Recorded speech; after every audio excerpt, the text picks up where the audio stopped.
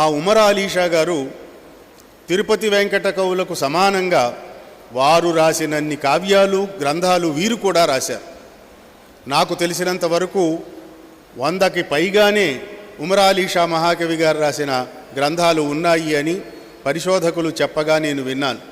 అయితే నేను అన్నీ చూడలేదు, కొన్ని మాత్రమే చూడగలిగాను. ఆ రోజులలో ఏ పద్యం చెప్పగలిగిన కవి అయినా తిరుపతి వెంకట కవులను అనుసరించి అవధానాల వైపు ప్రయాణం చేస్తున్న రోజులవి.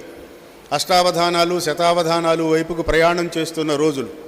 కానీ ఉమర్ అలీ షా మహాకవి గారు తాను 18వ ఏటనే పద్యాలు రాయటం ప్రారంభించిన, ఇంకా ముందే చిన్న వయసులోనే పద్యాలు చెప్పటం ప్రారంభించిన వీరి ఆకర్షణ ఎదురుగుండా ఉన్నా వారు మాత్రం ఈ అవధాన రంగం వైపు రాకుండా ఆశు కవిత్వంలో కవిత్వము ఉండదు, ఆధ్యాత్మికత ఉండదు అనే నికార్సైన అభిప్రాయానికి కట్టుబడి కవిత్వంతో ఆధ్యాత్మిక సందేశంతో నిండిన కావ్యాలు కూచుని రచించి లోకానికి అందించినటువంటి మహానుభావుడు ఉమర్ అలీ షా మహాకవి గారు.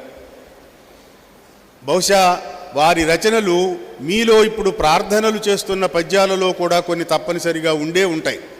వారు పాటలు రాశారు, పద్యాలు రాశారు, కావ్యాలు రాశారు, నాటకాలు రాశారు. ఆయా కావ్యాల్లోని సందేశాత్మక పద్యాలన్నీ మీ అందరికీ చాలా పద్యాలు నోటికి వచ్చి ఉంటాయి, అందులో నాకు ఎలాంటి సందేహము లేదు. అంతటి గొప్ప మహాకవి